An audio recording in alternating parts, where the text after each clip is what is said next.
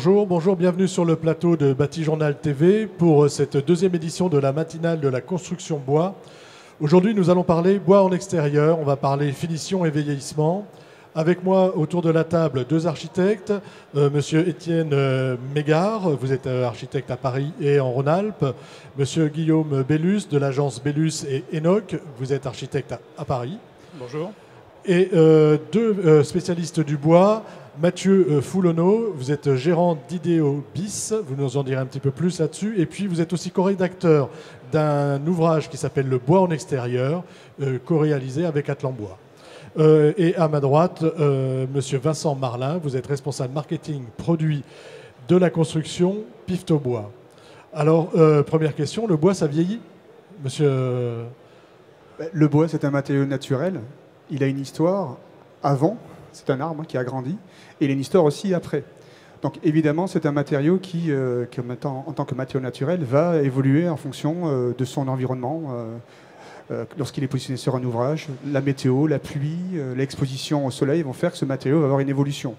Après, toute la question, c'est de pouvoir soit anticiper cette évolution future, soit finalement pouvoir, à minima, la garantir, au moins un petit peu la contrôler et l'anticiper. Monsieur Foulonneau, le bois, ça vieillit comment? On peut parler de deux types de vieillissement, on va dire le vieillissement des finitions et le vieillissement du bois proprement dit. Alors, si vous le permettez, je voudrais juste compléter la notion de vieillissement de bois, parce on va un peu stigmatiser le bois dans nos discussions aujourd'hui. On ne le stigmatise pas, hein, c'est l'idée. Le béton aussi vieillit, rassurez-vous. Voilà, c'est ce que je voulais, et la carbonatation des bétons, c'est une réalité. C'est ce que je voulais repréciser. L'ensemble des matériaux vieillissent. Le bois n'a pas une spécificité dans ce domaine. Après, par rapport aux différentes formes... Il ne vieillit pas plus qu'un autre. Pas plus qu'un autre, différemment bien entendu. C'est vrai que quand on parle bois, et notamment en extérieur, c'est la première chose qui vient à l'esprit des personnes qui ont un peu d'expérience du bois dans la construction, c'est son vieillissement et bien sûr son entretien. Qui n'a pas entendu parler, les particuliers, les consommateurs, de l'ennui d'avoir à repeindre une paire de volets extérieurs ou une menuiserie. C'est classique dans le matériau. On connaît le PVC a fait toute sa pub là-dessus. Hein. Bien entendu. Donc vous dire quelles sont les différentes formes de vieillissement, ce serait compliqué.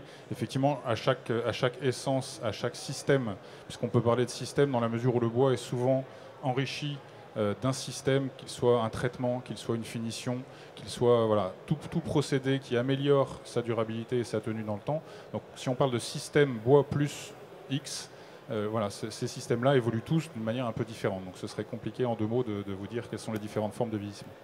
Alors, on ne peut pas dire des différentes formes de vieillissement, mais enfin, on sait quand même aujourd'hui, pour prendre les idées reçues, il y a l'aspect insecte, il y a l'aspect moisissure, il y a l'aspect tenue mécanique. Sur ces trois éléments, aujourd'hui, on a les réponses et il n'y a pas de souci. On a les réponses à la plupart des soucis. Je vais juste... quand même vous apporter un élément de réponse sur les différentes formes de vieillissement. Dans l'ouvrage dont vous parliez, Le bois en extérieur, édité par Atlan-Bois, nous avons créé deux notions qui sont, je pense, intéressantes, notamment pour les concepteurs et les maîtres d'ouvrage, pour distinguer deux formes de vieillissement principales. Nous avons défini une notion qui s'appelle la durée fonctionnelle et la durée d'aspect. Je reprends juste en deux mots les définitions que nous avons proposées pour ces deux notions. La durée fonctionnelle, c'est toute la période pendant laquelle le bois va pouvoir remplir son usage. Ça peut être une lame de platelage qui va rester suffisamment plate pour ne pas faire tomber les usagers et suffisamment belle pour satisfaire l'ensemble des usagers aussi. Ça peut être un bardage qui, bien entendu, va tenir en façade, mais tenir d'un point de vue mécanique. Donc ça, c'est ce qu'on a appelé la durée fonctionnelle, qui est essentiellement liée à l'intégrité du matériau, finalement, et à ses fixations. On retrouve vraiment les deux paramètres, intégrité du matériau, fixation. Là, on est dans le système, on est dans la tenue du système. On est dans la tenue qui est la plus, c'est celle qui est la plus évaluée par les certifications, par les essais, par le FCBA en l'occurrence, qui est l'organisme de certification du bois, et le CSTB. Voilà, on est vraiment dans la partie avis technique aussi de l'ensemble des systèmes. Et puis, il y a tout ce qui n'est pas abordé quand on veut concevoir en bois, quand on vend un produit en bois. Enfin voilà, quelque chose qui est très rarement abordé, c'est ce qu'on a appelé la durée d'aspect, qui est pour nous, dans cet ouvrage, on l'a défini comme ça, la période pendant laquelle le bois satisfait l'ensemble des personnes qui ont un contact finalement avec cet ouvrage d'un point de vue purement esthétique. Donc bien sûr, l'intégrité physique du matériau peut rentrer en ligne de compte, parce que si le bois est pourri, forcément, il est moins joli, mais c'est pas seulement ça, c'est aussi le fameux grisonnement du bois et tout ce qui va avec. Alors aujourd'hui, du côté des fabricants, on a des solutions. Donc on a bien compris qu'il y avait ces deux aspects. On va peut-être s'attacher un petit peu maintenant, parce qu'on va avoir des exemples avec nos architectes sur justement l'aspect du bois. Sur l'aspect, comment on arrive aujourd'hui à régler certaines choses, à la fois dans le grisaillement, on est plus ou moins contre. On a des maîtres d'ouvrage à qui ça fait très peur. Je pense par exemple aux élus quand ils font une école et qu'on vient après leur dire oh là là ça grisaille et je dis ça pour l'avoir vécu dans mon village.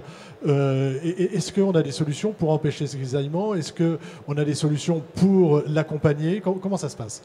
Alors oui, bien évidemment, parce que la question du grisonnement du bois, c'est une question qui est, je dirais, vieille comme le monde.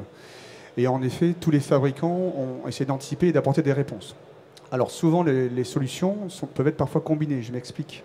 Par rapport à la durabilité, on va dire, fonctionnelle, d'usage, c'est-à-dire assurer l'intégrité du produit durant sa durée de service, c'est-à-dire qu'il reste... À la limite, l'un ne va pas sans l'autre. Voilà, pas tout le temps. Pas tout le temps. Il y a différents systèmes. Par exemple, les systèmes d'imprégnation dans la masse, c'est des technologies qu'on utilise beaucoup chez nous, sont des systèmes qui vont permettre, dans des process industriels, d'imprégner en profondeur un produit qui va à la fois préserver le bois, c'est-à-dire lui donner une durabilité biologique satisfaisante et pérenne dans le temps pour un usage en terrasse, en bardage ou autre. Et ces solutions-là ont évolué pour associer aussi un caractère esthétique. Alors esthétique, je le prendrai avec des pincettes, c'est pour anticiper finalement le fameux grisonnement du bois. Donc de solutions de traitement qui étaient traditionnellement vertes, parce qu'il y avait des produits de cuivre qui sont des solutions, on est allé vers des solutions dans lesquelles on a intégré des adjuvants, des colorants, des pigments, pour pouvoir donner différents aspects. Donc on est allé vers maintenant des imprégnations marron, c'est-à-dire ce sont les mêmes typologies de produits, mais qui vont donner un aspect plus naturel, puisqu'on aura un aspect proche de bois naturel, enfin marron. Et ensuite, des dernières technologies qui ont été faites, c'est des lancements qui ont été faits il y a 2-3 ans, ce sont des imprégnations grises. Et là, pour répondre vraiment à votre question, cela constitue vraiment sur une anticipation du grisonnement. C'est-à-dire ce qui choque généralement chez certains clients, lorsqu'ils ne souhaitent pas avoir d'évolution, c'est finalement le contraste qui peut être créé dans un ouvrage entre les parties qui auront vieilli prématurément ou plus rapidement, donc créant des parties grises, et des parties qui auraient pu être protégées. C'est le problème là, du vieillissement qui n'est pas homogène en fait, hein, en fonction de l'exposition des façades. Je pense que le grisonnement proprement dit, mais là c'est une question de goût, ne pose pas réellement de problème à partir du moment où l'évolution elle est homogène et qu'elle a été anticipée. Et on a vu des très beaux ouvrages qui ont un grisonnement avec une couleur tout à fait homogène et qui plaisent tout à fait aux clients, aux architectes et autres, parce que justement la conception ou l'ouvrage avait été réfléchi pour aider à avoir ce grisonnement. Alors lorsque la conception ne permet pas de le faire, il est dans ce cas nécessaire finalement d'anticiper ce grisonnement en utilisant des teintes grises au départ. Parce que si vous partez sur des produits qui ont déjà un aspect gris, je parlais d'imprégnation, mais il existe d'autres solutions, des solutions de finition, on en parlera aussi. Vous êtes sur une évolution d'un gris vers un autre gris, donc vous créez moins de contraste et donc vous avez une évolution qui est beaucoup plus homogène. D'accord. Alors, du point de vue des architectes et des maîtres d'œuvre que vous êtes, vous, à la fois sur ces deux aspects, fonctionnel et vieillissement de la finition, comment vous abordez le problème? On va commencer par vous. Déjà... Excusez-moi, par vous, Guillaume Bellus. Merci. Concernant le vieillissement du matériau, le fait de travailler avec du bois, je dirais que c'est presque la condition, c'est-à-dire que c'est un matériau naturel. Rapprochez bien votre micro. C'est un matériau naturel, et donc c'est la spécificité des matériaux naturels d'avoir une évolution dans le temps qui est liée au vieillissement. On le voit avec le cuivre, avec le zinc, avec le bois. Donc c'est une approche patine. Mais je dirais que oui, c'est une approche patine, et ça fait partie du jeu, on va dire, de travailler avec le bois. Sinon, on travaille avec des matériaux qui sont plus inertes, on va dire, et qui n'ont pas d'évolution dans le temps, ou une évolution qui est liée à une dégradation du matériau. Voilà. Donc, moi j'ai envie de dire, le fait de travailler avec le bois, c'est le fait d'accepter en fait cette idée d'une évolution, quoi, et donc aussi d'une évolution du bâtiment dans le temps, quoi. Voilà. D'accord. Et vous, monsieur Étienne Mégard, oui, sur cet aspect fonctionnel et grisaillement? Effectivement, nous on travaille beaucoup ce matériau bois. Donc, en premier point, nous déjà auprès des maîtres d'ouvrage qui effectivement n'admettent pas le changement du bâtiment les 2 premières années, puisque quand on livre un bâtiment, un élu, par exemple, vous parliez d'école tout à l'heure, il est jugé sur les 2 premières années. Donc les 2 premières années... Voilà, après les élections, voilà, c'est bon. Les 2 premières années, le bâtiment va évoluer grandement, et c'est là où, effectivement, il faut qu'on recherche soit des patines, comme le groupe Pifto fait, avec des pré-grisaillements ou autres, soit essayer de mettre en œuvre le matériau avec, moi j'ai des exemples on verra les exemples tout à l'heure. Mais sur l'aspect, donc là on a l'aspect grisaillement, enfin on a l'aspect finition, vieillissement de la finition. Sur l'aspect fonctionnel, est-ce que par exemple vous rencontrez encore aujourd'hui des réticences à l'utilisation du bois pour ses performances mécaniques et fonctionnelles? Oui, tout à fait. Auprès de maîtres d'ouvrage de logements, par exemple de logements sociaux, on a une réticence qui ne souhaite pas avoir d'entretien ou autre, ou avoir à changer les bardages qui sont sur un vieillissement de façade de l'ordre de 20 ans. Là, on a de réelles réticences à mettre du bois. Dont également des communes, comme vous parliez. Donc, nous, on utilise le bois par parcimonie. On croit beaucoup au bois pour le bois construction. Mettre en péril le bois et venir le mettre en pré-grisaillement, on pourra voir un autre exemple tout à l'heure, on ne l'utilise pas forcément comme ça. D'accord. Qu'est-ce que vous répondez, vous, par rapport au grisaillement? Est-ce qu'il faut aller sur le naturel et laisser griser, ou est-ce qu'il faut plutôt aller vers le traitement et éventuellement jusqu'à la peinture? Parce que le bois, c'est aussi quelque chose qui se peint. Alors c'est un sujet extrêmement vaste et sensible. Moi, ma position est la suivante. Je trouve que les maîtres d'œuvre sont eux-mêmes convaincus, et c'est très bien, de la patine naturelle que prend le bois. Et je fais un cas général, ne m'en veuillez pas si vous ne faites pas partie de cette généralité-là. Bien souvent, je pense que cette philosophie, on va dire, n'est pas communiquée, ou peut-être pas à tout le monde, et pas forcément partagée. Je pense notamment aux futurs usagers de l'ouvrage, aux riverains et à un ensemble de personnes qui vont suivre la vie de l'ouvrage pendant 25, 50 ans, bien au-delà du simple concepteur et de la personne qui a décidé sa construction. Et c'est dans ce sens-là où la durée d'aspect, c'est pas 1 an, 2 ans, c'est bien entendu pas simplement la durée du concours, encore moins, mais voilà, c'est quelque chose dans lequel il faut se projeter très loin, jusqu'à l'opération maintenance, effectivement, qui peut être à une échéance assez éloignée. Donc voilà ma position. Après, par rapport à la nécessité d'avoir un traitement ou une finition préventive ou curative, après tout, ça peut aussi être du curatif parfois, je pense que quand cette philosophie ne peut pas être partagée, quand il ne peut pas y avoir cet échange autour de...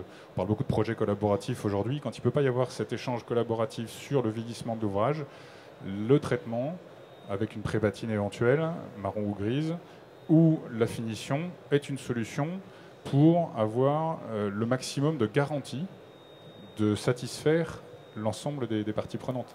Voilà, c'est une garantie, on donne une couleur, on sait quelle couleur on donne, et effectivement il y a un entretien, mais ça se planifie, c'est pas non plus des budgets pharaoniques. Voilà, c'est deux philosophies différentes. Vous, de votre côté, qu'est-ce que vous voyez chez vos clients? On est plutôt sur une approche naturelle, ou on est plutôt sur une approche finition? Enfin, finition, des pré-finitions. Alors, il y a de tout, en fait. Parce que nous avons essayé de développer aussi un service pour essayer d'accompagner, on va dire, les architectes et décideurs dans leurs projets bois. Parce que je ne pense pas qu'on puisse donner une réponse unique pour tous les projets. Il y a bien sûr des considérations de goût, de choix de produits.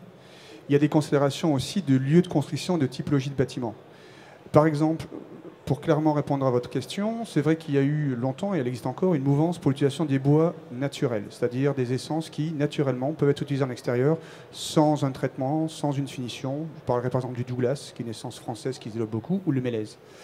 Alors il est clair que c'est une essence qui a eu un fort impact et un fort attrait chez les architectes, mais nous sommes relativement, pas réticents, parce que nous en faisons beaucoup, mais nous essayons de conseiller sur le bon usage de ces essences-là.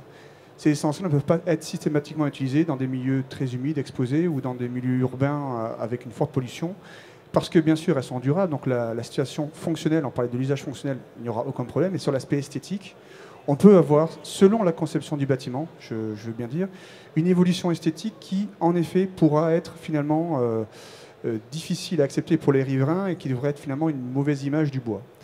Donc aujourd'hui, les bois naturels, nous les utilisons beaucoup, mais nous essayons de les orienter vers des projets ou des climats qui s'y prêtent le mieux. Les solutions d'imprégnation sont en effet des solutions qui couvre finalement le plus large spectre d'usage, parce qu'on associe à la fois de la durabilité biologique et de l'aspect. Donc les imprégnations marron-gris connaissent chez nous un fort développement, parce que ce sont des solutions qui anticipent cette fameuse patine, et pour finalement un entretien qui est relativement limité, puisque c'est uniquement un entretien de nettoyage de façade, comme on pourra retrouver sur des façades en minéral ou d'autres types de constructions.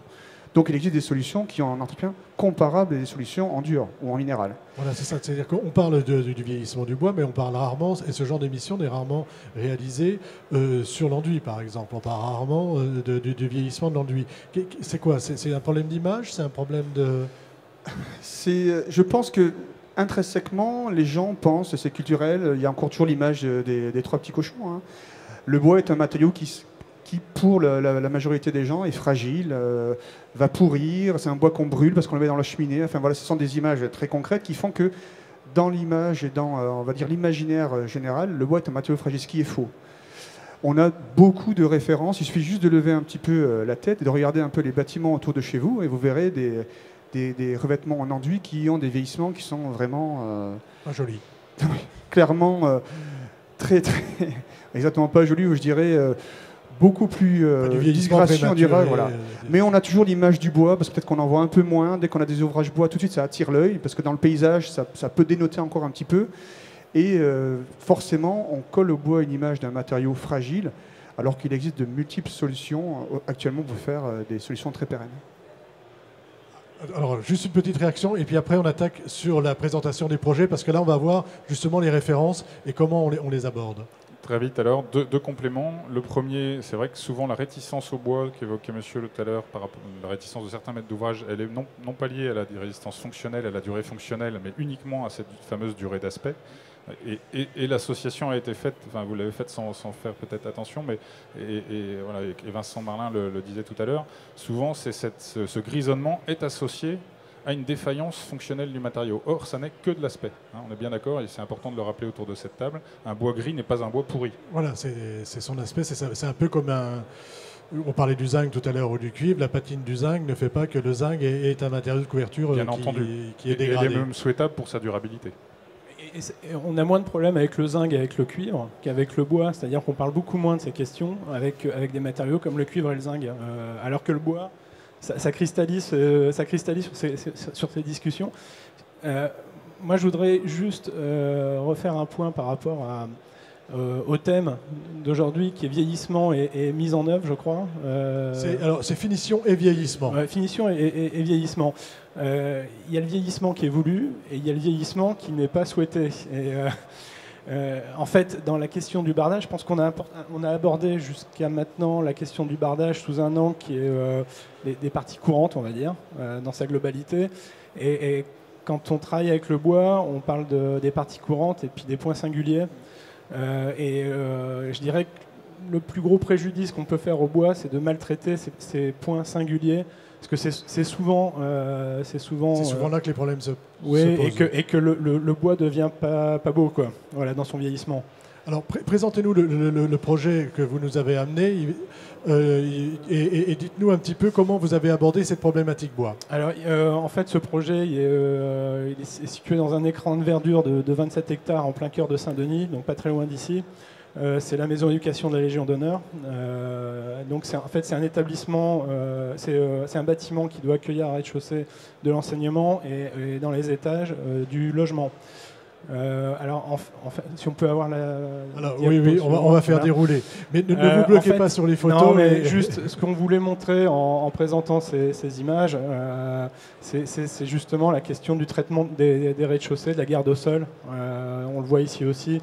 C'est-à-dire qu'on a toujours un problème avec la garde au sol, même si on respecte les documents techniques, on a toujours des problèmes. C'est un peu juste. Donc en fait, vous le mettez un petit peu plus en hauteur. En fait, la structure doit être 20 cm au-dessus du niveau du sol et le bardage doit commencer à 15 cm du niveau du sol.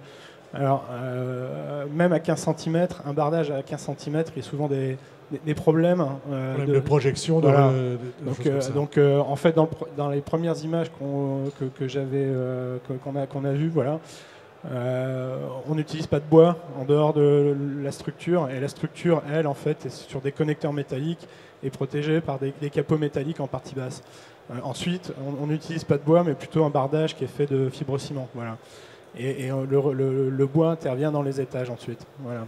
Là, on est sur un bois naturel, on est sur quel type d'essence et comment ce choix a été fait avec la maîtrise d'ouvrage? Alors, notre agence intervient principalement pour des collectivités ou des bailleurs sociaux. Et quand on choisit de mettre en œuvre du bois, ce choix il est guidé par des performances économiques, mais aussi par des questions, on en a parlé tout à l'heure, de zéro entretien. Ça n'existe pas le zéro entretien, mais on est, en général, quand on traite le bois, on est obligé de le retraiter à 2 ans, 5 ans, 10 ans, en fonction des traitements qu'on lui applique. Et donc on a plus de facilité à faire passer un bois en expliquant que c'est un bois qu'il est naturel et qui ne nécessite pas de traitement, que d'expliquer qu'il y aura des campagnes de restauration, enfin de reprise, d'entretien régulièrement. Voilà. Donc ici, pour ce projet, en fait, on est sur un mélèze. Alors là, c'est la première façade qu'on a traitée dans le projet, où il y avait des assemblages de bardage en hauteur. On avait recoupé étage par étage pour avoir des bardages toute hauteur. Et donc les autres façades, en dehors des pignons, ont été traitées en bardage continu, verticalement, parce qu'on pense que ça peut aussi créer des problèmes de vieillissement, c'est-à-dire d'avoir des bardages reconstitués. C'est un point très important que vous abordez là, parce que le grisonnement ou l'évolution du bois, c'est finalement une réaction qui se fait au contact de l'eau, avec d'autres facteurs bien évidemment. Le bois ne craint pas l'eau, c'est pas ça le problème de vieillissement, le problème c'est l'eau stagnante, ou des écoulements de fluide qui vont se concentrer à certaines zones avec une fréquence importante par rapport à d'autres zones qui vont créer un grisonnement anticipé. Donc là, ce qu'il faut, c'est finalement favoriser au niveau de la conception, ce qu'on appelle des conceptions drainantes, c'est-à-dire des conceptions qui vont permettre cet écoulement de l'humidité. Et il y a 2 types de conceptions. Il y a une conception avec un rôle très important au niveau des concepteurs des bâtiments, vous-même, les architectes. Et nous, à notre juste niveau, nous pouvons aussi vous conseiller ou vous accompagner sur cette solution-là. Donc ça, c'est le niveau de la conception de l'ouvrage. Mais il y a aussi des niveaux de conception au niveau des fabricants de produits. C'est-à-dire qu'il y a aussi l'intégration et la considération dans les profils de bardage qu'on utilise, de profils qui vont permettre de favoriser le drainage de l'eau, en favorisant des pentes, en favorisant des orientations, en travaillant sur des jonctions de lames, qui permettront finalement d'avoir le meilleur vieillissement possible sur la façade. Donc on a un rôle commun finalement, vous sur l'ouvrage, nous sur les produits, pour continuer à promouvoir le bois. Justement, pour rebondir, on est sur un bardage vertical, et on sait qu'en vertical, le bois vieillit mieux qu'en horizontal. Voilà. Alors on va voir le deuxième projet que vous nous avez apporté, monsieur Étienne Mégard, architecte, à Paris et en Rhône-Alpes. Et là, on est sur un projet parisien. Oui, le premier projet, je voulais quand même illustrer, dire que ce que nous, on construit beaucoup en bois. Depuis 35 ans à l'agence, on construit en bois. Et on construit en bois construction. C'est-à-dire que souvent, on utilise le bois d'abord en intérieur, en construction, c'est là où il est le meilleur.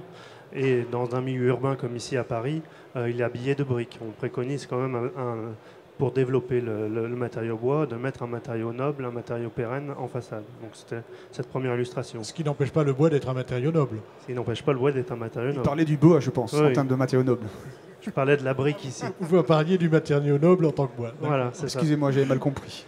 Donc après, moi je rejoins toutes ces problématiques de l'eau. Effectivement, le bois est comme tout bâtiment. On peut vous parler tout à l'heure d'autres bâtiments, c'est la même chose. Ce qu'il faut dans un bâtiment, nous ce qu'on dit, c'est des bonnes bottes et un bon chapeau. C'est-à-dire qu'avant tout, on voit ici que sur cet équipement-là, on prévoit donc une toiture avec des bords de toiture assez généreux pour protéger le bois en tête et éviter que des coulures se forment en tête du bois. Également ici, vous voyez qu'on est surélevé et le bois n'est pas en contact avec le sol. Ça, c'est ce qui va pouvoir générer une patine et effectivement un projet de qualité. Bon, ici, sur ce bâtiment-là, on ne voit pas, mais on a également fait une passerelle en bois, puisqu'on parle du vieillissement du bois, mais on peut le mettre pas qu'en bardage, mais aussi en structure. Et la passerelle en bois, le jour de l'inauguration, j'ai pu illustrer qu'effectivement, elle était toute grise. vous verrez la patine du bâtiment qui sera à la fin, ce sera ce grisaillement, puisqu'il est beau et il convient bien au maître d'ouvrage. Là, c'est un bardage naturel ou c'est un bardage... D'accord. Je suis comme mon confrère, je préconise ce qui fait développer le bois, c'est qu'il y a un faible coût d'entretien. Donc du coup, ne pas mettre d'éléments type lasure ou peinture qui demandent un entretien. En France, on est encore...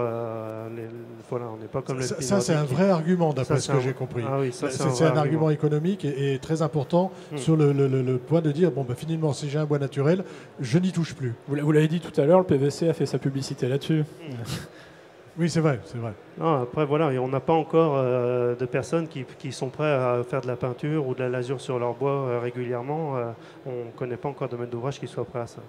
Dans d'autres cultures, c'est une qualité, mais en France, ça ne l'est pas. Ici, l'autre illustration que je vais vous montrer, c'est qu'on fait des bâtiments publics également avec des vêtures en bois. Ici, c'est le bois, c'est 3 ans après la livraison. Donc on voit la médiathèque ici, les bois sont tous gris. On a mis une vêture à l'arrière qui est rouge et qui permet de donner au matériau grisé une structure et une qualité même dans le temps. Cette vêture, c'est le pare-pluie tout simplement. Le pare-pluie tout simplement, qui peut être coloré et qui du coup fait ressortir la couleur grise du bois. D'accord. Et ça atténue l'effet vieillissement pour le maître d'ouvrage Oui, ça atténue le vieillissement pour le maître d'ouvrage. Du coup, on lui donne une façade homogène parce qu'ici, on est dans un milieu un peu urbain avec des pierres, vous voyez, et l'assemblage de patines, pierres et bois pouvait convenir, mais pas du tout bois. Donc ça, ce sont les astuces, entre guillemets. Ça, c'est des astuces pour utiliser le bois. Mais je montre effectivement ici, c'est du bois pré-grisé. Il y a certains paysages en France, de nombreux paysages en France. Ici, on est dans le Bugey, où le grisaillement est tout à fait admis et s'intègre complètement dans le paysage. Comme on voit ici, c'est la maison de la filière bois de l'Ain, où on a utilisé un bois pré-grisé. Un bois pré-grisé. Voilà. Allez-y, Oui, bois pré-grisé et qui se lie complètement au paysage. Donc il y a de nombreux paysages et de nombreux cas où le pré-grisaillement permet de développer ce type de matériaux. On voit sur l'autre image du projet, c'est la couverture. Là, c'est pas un pré-grisaillement. Si on peut passer à une autre image, je sais pas si... Malheureusement, j'ai l'impression qu'elle ne passe pas. Elle ne passe pas, tant pis. L'autre, c'est effectivement une vêture qui pré-grise de manière naturelle. On n'a pas appliqué de pré-grisaillement. Elle est déjà grise, elle est mise en extérieur directement. Et, du coup, et pourquoi avoir choisi le pré-grisaillement ? Ici, puisqu'on avait des débords de toiture, et si on voulait avoir le grisaillement homogène, c'est de l'avoir le pré-grisaillement. C'est une histoire de soleil qui vient taper contre la façade, plus ou moins, et qui va faire griser. Qui va faire, effectivement, quand on a des débords de toit, on peut admettre qu'il y a une dégradation, enfin pas une dégradation, mais un vieillissement différent entre le haut et le bas du bardage qui va prendre le soleil. Du coup, le pré-grisaillement permet d'atténuer ça. Sachant qu'il va quand même marquer un petit peu, le pré-grisaillement ça vit aussi dans le temps, donc ça va quand même marquer un peu, mais ça l'atténue. Si je peux vous compléter, justement, c'est des solutions d'imprégnation colorée qui ne sont pas des finitions. Ce sont des systèmes d'imprégnation par autoclave en profondeur avec des solutions de couleur grise. On fait de l'imprégnation grise, par exemple, chez Piftebois. C'est pour répondre à ces problématiques-là. Autrefois, lorsqu'on voulait avoir un grisonnement homogène d'une façade, il fallait une conception où on va limiter toutes les ombres déportées, les débords de toit et autres, et on va avoir plutôt vers des architectures qui vont être très cubiques pour avoir une exposition homogène de la façade au soleil et à la pluie pour avoir ce grisonnement. Avec une imprégnation colorée, notamment grise, vous pouvez vous permettre d'avoir des ombres projetées des grands débords de toit, puisque les parties qui sont ombragées, elles, étant grises à l'origine, restent grises, et les parties, notamment pieds de mur, qui vont être exposées à la pluie et au soleil, vont grisonner, c'est-à-dire que le gris initial de la pigmentation va être remplacé par le grisonnement naturel dû au vieillissement, à l'évolution du matériau. Et donc nous avons une façade qui reste homogène, sans entretien, sauf un entretien de nettoyage, mais on n'est pas sur des finitions. Oui, du nettoyage normal. Vous vouliez réagir à ce que disait votre collègue tout à l'heure ? Non, juste, en fait, dans la présentation des projets tout à l'heure, j'ai présenté qu'un des deux projets que j'avais Allez-y, montrez-nous, parlez-nous de l'autre projet en 2 minutes, parce qu'on approche de la fin. Juste très rapidement, en fait, le deuxième projet, c'est un projet de logements sociaux et de crèches. C'est celui qu'on est en train de voir à l'image. Voilà, qu'on est actuellement à l'écran, qui est en fait composé d'une double façade, on va dire. Une façade primaire qui est la peau du bâtiment et qui est traitée avec un bardage rainure et languette reconstitué, qui fait 20 cm de haut. Et puis un bardage qui est plutôt en garde-corps, on va dire, avec un bois massif ajouré. Et donc l'idée dans le vieillissement, c'est de jouer sur ces deux plans et d'imaginer que le vieillissement va accentuer le contraste entre les deux plans de façade, puisqu'il y a forcément la façade qui est en retrait, elle, va vieillir beaucoup moins vite que l'autre. Voilà. Et juste dans les images que j'avais montrées, je voulais faire aussi un petit commentaire sur le vieillissement non souhaité, puisqu'il y a des points singuliers, il y en a beaucoup dans le bâtiment. Il y en a certains qu'on peut oublier en phase de conception. Et j'ai envie de dire que l'année de la garantie de parfait achèvement, ça doit être un moment où on essaie de corriger ces problèmes-là, puisque le vieillissement non souhaité, ou, comme je l'expliquais tout à l'heure, apparaît très vite. C'est-à-dire au bout de 3-4 mois, on se rend compte qu'il y a des coulures disgracieuses ou des choses qui ne sont pas souhaitées. Et donc c'est l'occasion, c'est ce qu'on voit ici par exemple, en fait sur le bardage. On voit assez mal sur l'image, mais la couvertine devrait continuer sur la partie qui est extérieure. Et sur l'autre image, la suivante, si on peut voir la suivante. On va essayer de la voir, si on peut la voir. Voilà. Ici, on voit justement un traitement de pied de façade sur le bardage, sur la terrasse, qui n'a pas été reconduit sur la deuxième photo.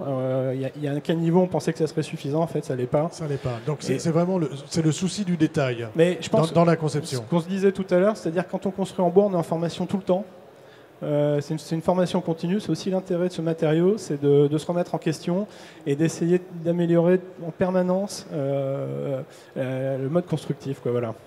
Merci. Alors, on arrive presque au terme, donc ce sera votre conclusion.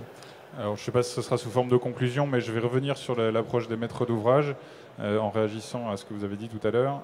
Souvent, les maîtres d'ouvrage veulent un bois sans entretien, mais je pense sincèrement qu'ils se projettent à l'échéance qui les concerne eux, et non pas à l'échéance qui concerne l'ouvrage. Et je pense que le tort du bois, le problème du bois, c'est je l'ai déjà dit, mais je le reformule, on ne se projette pas suffisamment dans la durée de l'ouvrage. Et dire qu'un bois naturel ou naturellement durable sera sans entretien, c'est faux. On sait tous que ces façades-là nécessiteront ne serait-ce qu'un nettoyage, voire parfois un dégrisonnement, voire parfois une finition, parce que tout d'un coup on aura envie de lui donner une couleur. Donc dire qu'un bois est sans entretien parce qu'il est naturel, je pense que c'est erroné, si je peux me permettre. Donc, mais les maîtres d'ouvrage n'ont pas cette culture-là. La deuxième chose importante sur laquelle je voulais revenir, on a dit que le bois n'était pas, l'eau n'était pas l'ennemi du bois, et vous avez une image qui est fréquente dans la filière, qui est de dire que pour bien utiliser un bois en extérieur, il lui faut un chapeau et des bottes. Et cette image, malheureusement, elle est incomplète. Je veux dire par là que des bottes, si vos bottes se remplissent d'eau, vos pieds marinent, donc il faut des bottes trouées.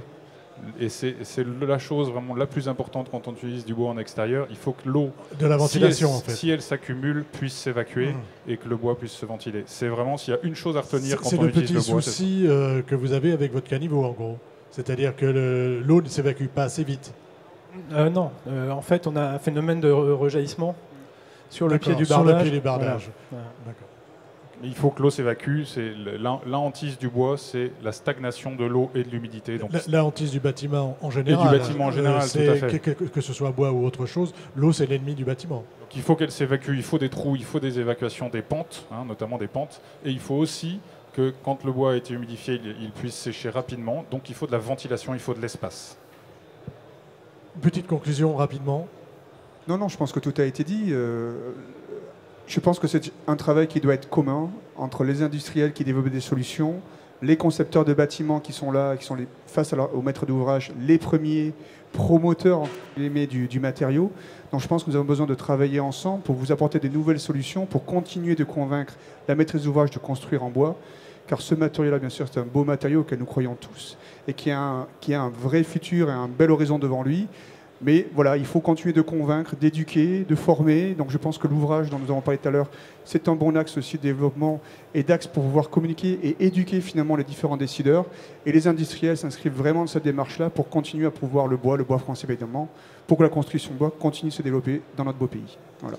Monsieur Mégard, une petite conclusion. Oui, bref, effectivement, je rejoins la table ronde et dire que nous, on développe le bois et le bois dans tous ses états, en structure et en vêture. Le bois en vêture, faut admettre son grisaillement et sa patine, mais c'est une belle patine qui peut s'intégrer dans de nombreux paysages français. Je pense que ce sera ma conclusion. Vous aurez le mot de la fin. Je pense qu'on est tous ici d'accord ce qui nous réunit, c'est la passion du bois. Et je rejoins monsieur qui disait c'est un travail de collaboration. Donc il faut beaucoup communiquer, se parler, essayer de trouver si j'ai bien compris ce que vous nous dites, c'est un travail de collaboration pour le choix du matériau, mais aussi pour sa mise en œuvre et vraiment soigner tout ce qui est détail en fait. Hein. C'est ça rejoint ce que je disais précédemment, c'est-à-dire que quand on travaille avec le bois, on travaille avec un matériau qui n'est pas inerte, qui bouge dans le temps et l'idée c'est qu'on est en formation un peu tout le temps avec ce matériau. Donc on a encore pas mal d'améliorations à mettre en œuvre pour faire en sorte que l'architecture soit en bois, quoi. Voilà, écoutez, merci messieurs. Je rappelle le livre donc, qui a été édité par Atlan-Bois, dont vous êtes le co-rédacteur, monsieur Mathieu Foulonneau. C'est Le bois en extérieur qu'on peut trouver. C'est sur le site d'Atlan-Bois. Il suffit de s'inscrire. Notamment en vente sur le site d'Atlan-Bois au prix de 30 €. Mais je pense que d'autres professionnels vont aussi le proposer en vente sur leur propre site parce que c'est un ouvrage qui fera normalement référence. Merci messieurs, merci beaucoup. Merci. Merci.